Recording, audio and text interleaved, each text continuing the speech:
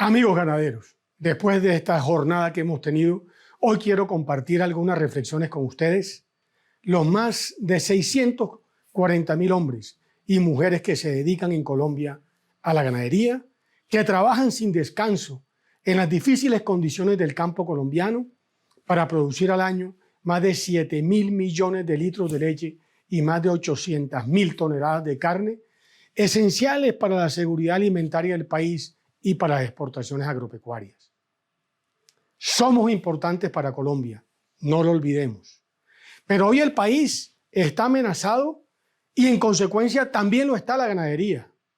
La izquierda, que aprovechó el desastre de la pandemia y lo agravó con un paro narcoterrorista para mostrarse luego como salvadora en las elecciones, no descansa en su propósito de exacerbar el odio social y se ha enseñado con la ganadería y su organización gremial, Fedegan, escalando su narrativa de siempre que nos tildan de paramilitares, de terratenientes ociosos, de despojadores, de responsables del cambio climático y hasta de genocidas de animales.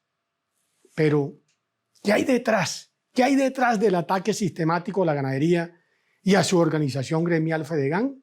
Primero, Fedegan, no se nos puede olvidar, fue el único gremio que se opuso a las negociaciones infames con la FARC y sobre todo a una reforma rural que desconoció a los productores y a los pobladores rurales para ser negociada precisamente con quienes impidieron el desarrollo rural desde mediados del siglo pasado, nos secuestraron, nos extorsionaron, nos asesinaron. Eso es algo que la izquierda y algunos sectores del centro no nos perdonan, habernos opuesto al proceso de paz. Segundo, la tierra. Desde el surgimiento de las guerrillas comunistas en los años 60, exactamente en el año 63, la bandera de la tierra fue levantada para justificar su violencia y su presunta concentración todavía se la achacan al atraso del campo, la pobreza, la violencia y todos los males del país.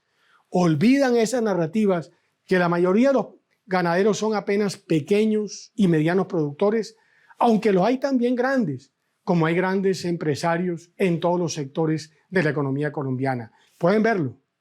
En Colombia, de los 113 millones de hectáreas de la extensión territorial del país, 48,5 millones de estas están registradas como propiedad rurales privadas y no precisamente concentradas como lo afirma la narrativa de la izquierda, sino distribuidas en 4,6 millones de propietarios que con escritura pública lo registraron, es decir, un promedio de 10,6 hectáreas por predio.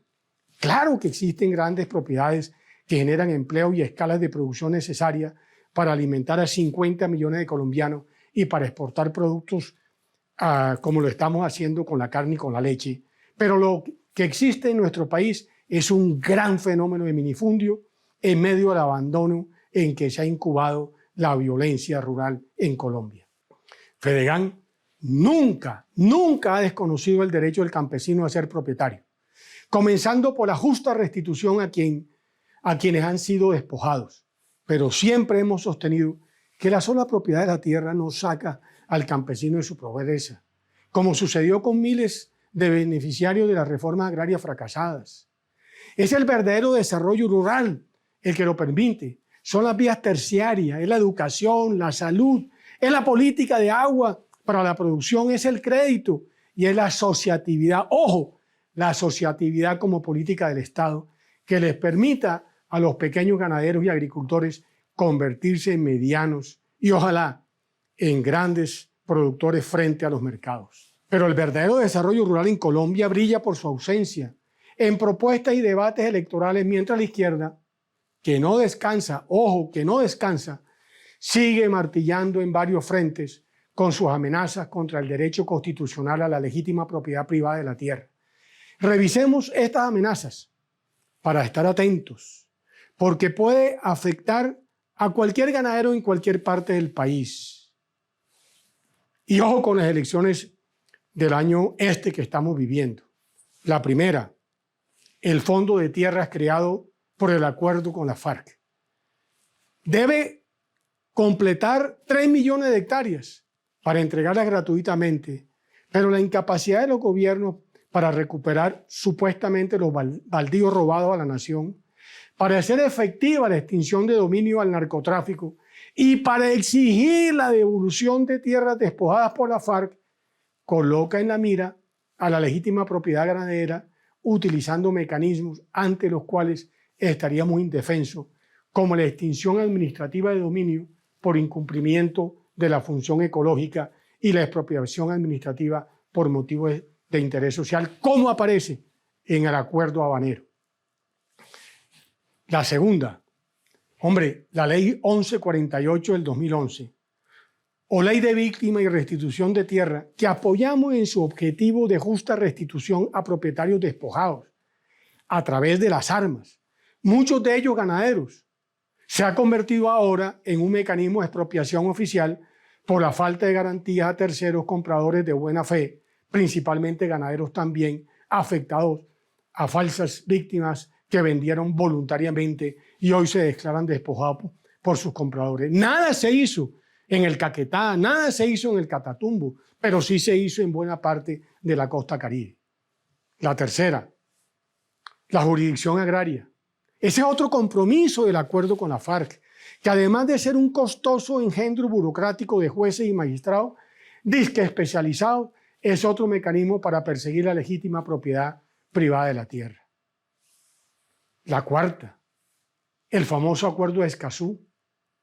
La adhesión del país a este acuerdo, que exigió la izquierda al gobierno en las mesas extorsivas de concertación del año 2019, bajo la presión del paro, el bloqueo y la violencia, no solo sigue la línea de extinción de dominio por incumplimiento de la función ecológica que ya hace parte de nuestra legislación, sino que bajo el disfraz de la defensa de la naturaleza le quita competencia a la justicia colombiana y le da paso a sesgadas instancias judiciales internacionales para decidir sobre la propiedad de la tierra en Colombia, lo que representa una absurda pérdida de soberanía y otra amenaza contra la ganadería colombiana. Ya lo vimos con la Corte Penal cuando nos quitó buena parte del mar territorial de San Andrés.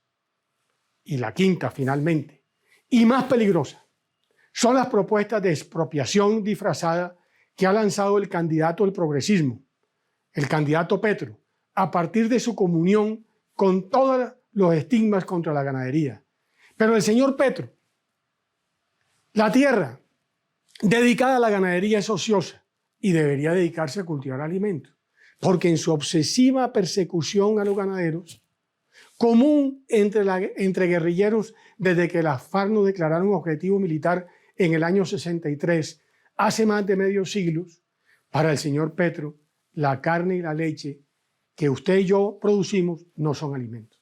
Ganaderos, no es solo la propiedad privada de la tierra la que está amenazada, sino la existencia misma de la ganadería. Los ambientalistas extremos nos acusan de la deforestación, desconociendo nuestros compromisos con los acuerdos cero de deforestación suscritos con el Ministerio de Ambiente y nuestro liderazgo continental en sistemas sostenibles de producción ganadera. Mientras tanto, politiqueros disfrazados de animalistas extremos, como el representante Juan Carlos Lozada, que pretende repetir Culur, montado en el potro de la difamación y estigmatización de los ganaderos, no solo rayan con el absurdo que nos acusan de genocidio animal, sino que protagonizan macabras amenazas contra nuestra sede y contra nuestros empleados.